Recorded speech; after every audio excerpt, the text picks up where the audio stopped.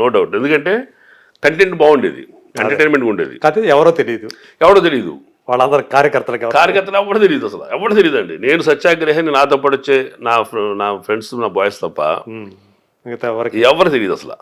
అట్లా నేను 3-4 months అటు అందరూ నా పాంప్లెట్స్, సత్యాగ్రహ పాంప్లెట్స్ చిరంజీవి గారి టేబుల్ మీద ఉన్నాయి, పవన్ కళ్యాణ్ గారి టేబుల్ మీద ఉన్నాయి. ఇప్పుడు శ్రావణ్ యువరాజన్ లీడర్ ఇప్పుడు మన బీఆర్ఎస్లో ఉన్నాడు, ఆయన సత్యాగ్రహవాడని అనుకునేది అందరూ అనుకున్నారు. ఎందుకంటే పొయిటిక్గా ఉంది, ఎఫెక్టివ్ లాంగ్వేజ్ వాడుతున్నాం కదా. చిరంజీవి గారికి మొదటే తెలుసా ఇది? తెలియదు, ఆయన తెలియదు. చివరికి ఏంటంటే ఎలక్షన్స్ దగ్గరికి వచ్చేసినాయి, ఇక పాంప్లెట్స్ ప్రచారాలన్నీ బంద్ చేస్తున్న టైంలో లాస్ట్ ఒకటి పరకాల ప్రభాకర్ గారు అల్లరి చేసిన తర్వాత కొంచెం నైరాశ్యంతో ఉన్నప్పుడు కొంతమంది పార్టీ వాళ్ళు ఉత్తేజించడం కోసమని యుగ పురుషులు టైటిల్ పెట్టి ఆ ఎపిసోడ్ గురించి రాస్తూ చిరంజీవి గారికి ఒక మోటివేషన్ ఇచ్చే డైలాగ్స్ స్టాంజ్ రాశా.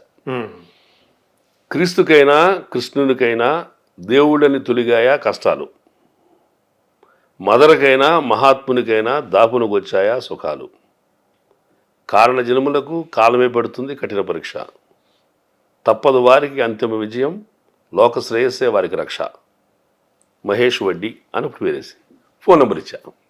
ఓకే, అప్పుడు అసలు పేరు పెట్టా. అప్పుడు పెట్టాక లాస్ట్ అయిపోయింది టైం, ఇంకా అప్పుడన్నా డెలి పెట్టి ఓపెన్ అవ్వాలా. ఇవ్వగానే ఫోన్ మోగడం మొదలెట్టినాయి. పాంప్లిమెంట్ ప్రతి 10,000 కాపీల మీద నా ఫోన్ నెంబర్ ఉంది కదా. ఫోన్ మోగుతా ఉంటే నేను సరైన వ్యక్తి యజ్ఞమూర్తి, ఆయన ఫోన్ చేస్తే ఎత్తుదాం. ఇది మనం రోజు ఫేస్ టు ఫేస్ మాడుతున్నాం, but you don't know that I'm satyagrahi. So అట్లా పార్టీ చిరంజీవి గారు దగ్గరగా ఉండే పెద్ద నాయకులు ఫోన్ చేసేదా కరెక్ట్గా నేను అనుకున్న వ్యక్తి ఫోన్ చేశారు. నేను కూడా హలో ఎవరు అయ్యా సత్యాగ్రహి గారు, నేను వాయిస్ మాట్లాడా. సత్యాగ్రహి గారు 3 నెలలుగా మీరు అజ్ఞాతంగా ఉండి ఎంతో సేవ చేశారు, మీరు ఎవరో చూడాలనుకుంటున్నాము, ఒకసారి మీరు దర్శన భాగ్యం కలగ చేస్తారా అంటే వస్తారండి అని వెళ్ళా. బెళ్ళప్పించి వెళ్ళా. సార్ ఏంటి సార్ ఫోన్ చేశారేంటి అన్న. నేనా మహేష్, నీకు చేయలేదే అన్నాడు. చేయలేదా, మీ నెంబర్ నుంచి వచ్చినట్టుందండి అని ఆయన ముందు నిలబడి ఫోన్ కొట్టా. ఆయన టేబుల్ ఫోను సత్యాగ్రహి రింగ్ అవుతా ఉంది. సత్యాగ్రహి నువ్వా అన్నాడు. నేనే అన్నా. మహేష్ నువ్వా అన్నాడు. నేనే సార్ అన్నా. సత్యాగ్రహి నువ్వా అన్నాడు. నేనే సార్. మహేష్ బట్టి నా ఒరిజినల్ ఏమండి, మీ ఆధార్ కార్డు చూపించుకున్నారా అలా అనేసరికి ఆశ్చర్యం. అలాగా రెగ్యులర్గా వస్తున్నావు కదా ఆఫీస్కి, మా ముందు ఎన్నోసార్లు మాట్లాడుకున్నాము కానీ విషయం బయట పెట్టలేదు. చెప్పలేదంటే నేనని తెలిస్తే అది తిరిగిపోతుంది సార్ మీకు, నేను గొప్ప రాసిన సరే లైట్గా ఉంటుంది. ఎందుకు ఎవరా వ్యక్తి? ఆయన ఉమామహేశ్వర అని, ఓకే, బసవరాజు శ్రీనివాస్ గారు అని ఇప్పుడు ఆయన బీజేపీలో ఉంటున్నారు. ఆయన గదువు రాగానే శ్రీనివాస్ గారు మహేష్ సత్యాగ్రహి అన్నాడు. నిజమా అన్నాడు. అవును, నా ఫోన్ నెంబరు పాపులేటర్ నెంబర్ మహేష్దే అన్నాడు. అప్పుడు ఆయన ఇట్ట పట్టుకుని తీసుకెళ్ళి చిరంజీవి గారి గదిలో తీసుకెళ్ళాడు. 3 నెలలు రోజు వెళుతున్నా చిరంజీవి గారిని నేను చూసేవాడినే తప్ప నేను గదిలోకి వెళ్ళే ప్రయత్నం కానీ మాట్లాడే ప్రయత్నం కానీ అసలు నేను ఒకడు దృష్టి పడాలని నా కోరిక లేదు, నేనైతే చేయాలని తప్ప. అదే తీసుకెళ్ళి సార్ సత్యాగ్రహి అన్నారు. మీరు రెగ్యులర్గా ఆఫీస్కి వస్తున్నారు కదా, మీరు ఎప్పుడు గదిలో రాలేదేంటి అన్నాడు చిరంజీవి గారు. అంటే మీతో నా పని ఏంటి సార్ అన్న. ఆయన షాక్ చూశారు. ఎంతమందిలో ఒకడో వేళ నాతో పనులు పడిపోయి అందరికీ నాతో పోయారట్టుగా. అట్లా ఆయన కూడా నేను రైటర్గా తిరగటం, పార్టీ కనుక కావాలంటే నన్ను నాతో రాయించటం, అట్లా నేను చిరంజీవి గారికి అందరి దృష్టిలో, పార్టీ నాయకులందరి దృష్టిలో పడ్డారు. 18 మంది ఎమ్మెల్యేలు, కన్నబాబు గారు కానీ, గంటా గారు కానీ, బొత్స గారు కూడా తెలుసు నేను, మన పార్టీ కాకపోయినా రైటర్గా. అలాగా ఒక గుర్తింపు, గౌరవం నాకు దక్కినాయండి. అది నేను అనుకుంటాను ఈ డెస్టినీకి దేవుడు ఇచ్చిన ఒక రూట్ అది. అట్లా చిరంజీవి గారితో పరిచయం అవటం, ఆ పరిచయం 5-6 ఏళ్ల పాటు కొనసాగటం. ఏనాడు నేను ఏ అప్లికేషన్ ఆయనకి పెట్టకపోవటం, నోరు తెలిసి నాకు ఇది కావాలన్నయ్య అని అడగటం. ఆయన అడగలేదు. ఇప్పుడు అడిగింది ఏమంటే ఈ సినిమా చిన్న అవకాశం ఉండని అడిగా. ఆయన గొప్ప మనసుతోటి ఈ 6 ఏళ్ళు నా జీవితానికి సరిపడా కాదు, 60 ఏళ్ళు, ఇంకొక 10 ఏళ్ళు 20 ఏళ్ళు బతకడానికి సరిపడా జీవితాన్ని ఇచ్చాడు ఆయన. అంటే కాకపోతే అంత గుర్తింపు వచ్చేది కాదండి. అంటే మీ వాయిస్ కల్చర్ ఆయనకు తెలుసు, మీ లుక్స్ ఆ క్యారెక్టర్కి సరిపోతాయి అన్ని అటువంటి చెప్పిద్దాము. మొత్తానికి ఆయన ఏ నమ్మకంతో ఇచ్చారనేది నాకు పెద్ద అది మిస్టరీ నాకు. సో ఆ నమ్మకాన్ని మీరు నిలబెట్టుకున్నారు. అది దేవుడి దయ అండి. సో ఇప్పుడు భాష గురించి ఇంత చెప్పారు కదా, ఉమ్, ఈ భాష అనేది ఈ తెలుగు మీద ఆ పట్టు అనేది ఉమ్, రథమిక్క ఆ ప్రాసలతోటి ఉమ్. రాయటం అనేది ఎలా అబ్బింది మీకు? నేను చెప్పాలంటే సార్, నేను చిన్నప్పటి నుంచి పాట అంటే బాగా ఇష్టం. సినిమా అంటే బాగా ఇష్టం, సినిమా పాట అంటే మరీ ఇష్టం. అలా వెంట 10th క్లాస్ టైంలోనే ఇంటర్మీడియట్ జాయిన్ అయ్యి ఆ గ్యాప్లోనే 5-6 months గ్యాప్లోనే ఒక పాత పుస్తకాల దగ్గర పెట్టి రేడియోలో పాట అంటూ 150 పాటలు రాసుకున్నా. మధ్యలో మిస్ అయిపోయి ఇంక నీకు నెక్స్ట్ లైన్కి వెళ్ళిపోయి జంప్ అయ్యేవాడు, గ్యాప్ ఇచ్చేవాడిని.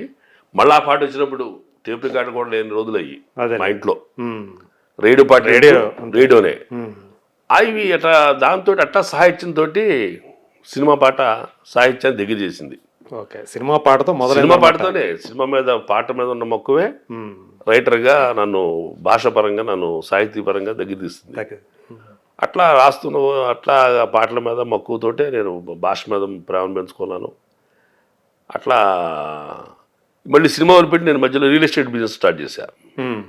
మెడ్రాస్లో నుంచి బ్యాక్ వచ్చేసి హైదరాబాద్లో 96లో రియల్ ఎస్టేట్ చేశాను. 10 సినిమాలు చేశారన్నారు కదా, ఎందుకు వెళ్ళిపోయారు మళ్ళీ వెనక్కి? అంటే మా బ్రదర్కి కొంచెం హార్ట్ ఎన్లాజ్మెంట్ అయింది సార్. మా అన్నయ్య గారికి సిక్కారు ఆయన, బెడ్ రిడన్ పరిస్థితి, ఆయన కుటుంబాన్ని చూడాల్సిన పరిస్థితి. సిస్టర్ మ్యారేజ్ తనకు అప్పులు కొన్ని ఉండే. ఓకే, అంటే ఆయనకి అప్పటికి మ్యారీడ్? ఆయన మ్యారీడ్, పిల్లలు కూడా ఉన్నారు, చదువుకునే పిల్లలు ఉన్నారు. Okay, 10th class 8th class ఇద్దరు పిల్లలు ఉన్నారు. ఓకే, మా చెల్లెలు పెళ్లి దాకా అప్పులు కొన్ని నాకు ఉన్నాయి, నేను పర్సనల్గా చేసినవి. ఇవన్నీ తీర్చాలంటే ఇక్కడేమో ఆ రోజుల్లో నేను యాక్ట్ చేసి 500 రూపాయలు ఇచ్చేవాళ్ళం.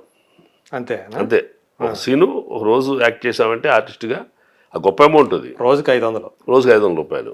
ఈ ఎన్ని 500 పోగు చేస్తే ఈ లక్షల రూపాయలు అప్పు తీరుతాయి, కుటుంబాలు బాగుపడతాయని నేను ఇంకా కొంతకాలం మనం 10 సినిమాలు చేస్తే 10 సినిమాలకు అలాగే తీసుకున్నారా 500 చొప్పున? అంతే అంతే. ఆ రోజుల్లో మా ఆర్టిస్ట్ కంటే ఆ రేంజ్ ఉండేది. డైలాగ్ చెప్పే ఆర్టిస్ట్కి 500 రూపాయలు ఇచ్చేవాళ్ళం. ఎంత పీరియడ్ ఇదంతా? అంటే ఎంత పెట్టి 3 years ఉన్నాను మెడ్రాస్లో. 3 years అంతే ఉండేది. అంతే. ఆ ఒక్క సీన్ తోటి మా సినిమాలో అవకాశం లేకుండా పోయేది. అది 6 నెలలు పట్టేది రిలీజ్ అవడానికి. అట్లా పెద్ద సంపాదన పెద్దగా లేదు, నేను సంపాదించుకుందే ఖర్చు పెట్టాల్సి వచ్చింది. ఈ చివర ఉన్న డబ్బులు కూడా అయిపోయి లాస్ట్ పై కూడా అయిపోయే పరిస్థితి ఉన్నప్పుడు ఇక వద్దు, లైఫ్ డిస్టర్బ్ అయిపోతాం, ప్లస్ వెనక బంధనాలు పెరుగుతున్నాయి, బాధ్యత పెళ్లిగాల. సో నేను ఎదురకపోయినా సంపాదించి ఈ కుటుంబాన్ని నిలబెట్టాలి, ఫ్యామిలీ నిలబెట్టుకోవాలి, ఎన్ని బయటపడాలి అని చెప్పి ఫాదర్ లేరు, మదరు, తమ్ముడు, చెల్లి పెళ్లి చేసాము. నేనే మెజారిటీ షేర్ తీసుకున్నా ఖర్చులో, బాధ్యత ఎక్కువ తీసుకున్నారు. బాధ్యత. సో ఎన్ని ఉండటం చేత ఇక నేను ముందుగా అడుగులేకపోయా, ధైర్యంగా ఉండలేకపోయా. నా వరకు నేనైతే బతికేసేవాడిని. నలుగురు బతికించాల్సి వచ్చేసరికి వెదిరిగాల్సి వచ్చింది. తృణప్రాయంగా ఎంతో మక్కువ తెలియని వాడిని తృణప్రాయంగా వదిలిపెట్టేసి మళ్ళీ షార్ట్ టైంలో డబ్బు సంపాదించాలి న్యాయబద్ధంగా అని చెప్పి ఏందా అనుకుంటే రియల్ ఎస్టేట్ స్టార్ట్ అవుతున్న అంకురిస్తున్న రోజులయ్యి 94, 94, 92, 93 ప్రాంతాలు అయ్యి. అప్పుడు రియల్ ఎస్టేట్ మార్కెటింగ్ చేయటం మొదలుపెట్టి అతి స్వల్ప కాలంలోనే మళ్ళీ లక్షలు సంపాదించి ఈ అప్పులు తీర్చేసి అన్నయ్యకి నెలకి 2,000, 3,000 పంపిస్తా. మళ్ళీ మెడ్రాస్ వెళ్ళాలనే ప్రయత్నంలో ఉండగా తమ్ముడు బిల్డ్ చేసేసి అప్పుడు హైదరాబాద్ ఉన్నా. ఇదంతా రియల్ ఎస్టేట్ ఇదంతా హైదరాబాద్ చేశా మార్కెటింగ్ నేను ఏజెంట్గా చేసి. ఈ లెర్నింగ్లో 2-3 ఫ్రెండ్స్ కలుపుకుని నేనే కంపెనీ పెట్టా. మళ్ళీ సినిమా తమ్ముడు మ్యారేజ్ కూడా చేసేసా నేను పెళ్లి చేసుకోకుండా. ఇది మెడ్రాస్ వెళ్ళాలి, మళ్ళీ సినిమా ట్రై చేద్దామని దృష్టి అయితే అటువైపు అదే ఉంది. ఈ బాధ్యతను తీర్చుకుని మళ్ళీ యుద్ధరంగం ఇప్పుడు అంటారు అని చెప్పి వెళ్దామని అనుకుంటే డెస్టినీ అట్లా ఉంది. మళ్ళీ 2-3 ఫ్రెండ్స్ ఏమో మహేష్ అట్టవద్దు, సినిమా డబ్బు సంపాదించి మన సినిమా తీయచ్చు కదా, మనం బిజినెస్ చేద్దాము అని చెప్పని వాళ్ళు నువ్వు ఎండీగా ఉండు మనం చేద్దామని 2 ఫ్రెండ్స్ నన్ను ప్రోత్సహించి 3 కలిసి ఒక కంపెనీ పెట్టి నేను మేనేజింగ్ డైరెక్టర్గా ఆఫీస్లో ఇలాంటి సీట్లు కూర్చోడం మొదలెట్టా. ఇక అది 13-14 ఏళ్ళ పాటు కొనసాగింది. రియల్ ఎస్టేట్ వెంచర్స్ చేసాము. అంతా కొనసాగుతున్న టైంలో పొద్దున్న 10 o'clock ఆఫీస్కి వెళ్తే రాత్రి 10 గంటల దాకా ఆఫీస్ నుంచి వచ్చాడు కాదు. సీట్లు కూర్చోవాలి. ఎందుకంటే 30-40 మంది ఏజెంట్స్ వర్క్ చేసేవాళ్ళు. ఎవరెవరు ఏదో టైంలో వస్తుండేవాళ్ళు ఆఫీస్కి, ఏదో పర్పస్తో వస్తుండేవాళ్ళు. కస్టమర్ తేవచ్చు.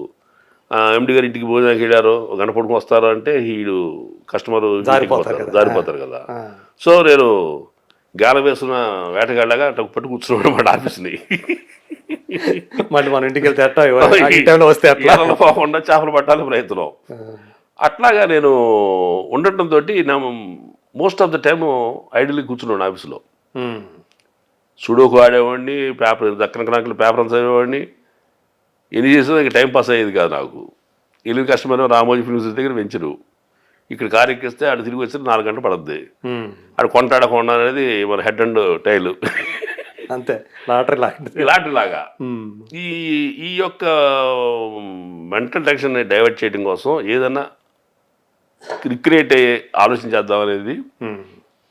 కథ రాద్దాం సరదాగా ఆనందంగా ఈ వచ్చే టైంలో మనం కొన్ని లొకేషన్ తిరిగి రావచ్చు ఊహల్లో అనుకుని టైం పాస్ కోసమే నేను పెన్ను పుచ్చుకుని ఒక కాగితం అని చెప్పి కాగితం తీసుకుని ఒక కథ రాయడం మొదలెట్టాను. ఓహో.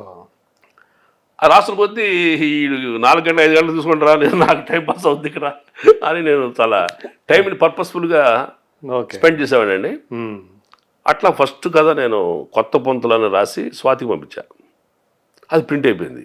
ఉమ్. మొట్టమొదటి కథ మొట్టమొదటి కథ ప్రింట్ అయిపోయింది. ఉమ్. ఓన్లీ నేను రైటర్నా మళ్ళీ విషయం ఉందా, ఆ. అది ఒకసారి మంచి కథ రాయాలని చెప్పని ఇట్లాగా నేను 17 కథ దాకా స్వాతి వీక్లీస్ అండ్ మంత్లీస్లో నా కథలు వచ్చినాయి. ఓకే. అట్లా రైటర్ అయ్యా. ఉమ్. టైం పాస్ చేయడం కోసం రైటర్ అయ్యా. సో యాక్చువల్ ఆ ఫస్ట్ భాష అనేది అక్కడ అట్లా కూడా అట్లా ఉపయోగపడిందండి. అట్లా ఉపయోగపడింది. అంటే మామూలుగా ఇప్పుడు చదువుతూ ఉండేవాడిన పుస్తకాలు పుస్తకాలు చదవటం ఇంట్రెస్టే. నవలలు ఇవన్నీ నవలలు చదివేవాడిని, చాలా తీవ్రంగా దాన్ని స్పందించేవాడిని. ఒకసారి మల్లాది వెంకటకృష్ణమూర్తి గారితో మొన్నే చెప్పే ఫోన్లో కూడా ఉమ్. మల్లాది గారు మిస్టర్ వి రాశారు. అవును. మిస్టర్ విలో చదివిన తర్వాత సడన్గా ఒక ఎపిసోడ్లో ఆయన మిస్టర్ వి ఎవరో చెప్పేశాడు ఆయన. ఉమ్. నాకు పెద్ద క్రాక్ అయిపోయింది. రైటర్గా ఈయనకి హక్కు ఉంది చెప్పటానికి, ఉమ్. క్యారెక్టర్ కదా పట్టుకోవాలి. యజ్ఞమూర్తి గారు చాలా డీసెంట్ పర్సన్ అనుకుంటున్నా, కాదు ఆయన ఇల్లీగల్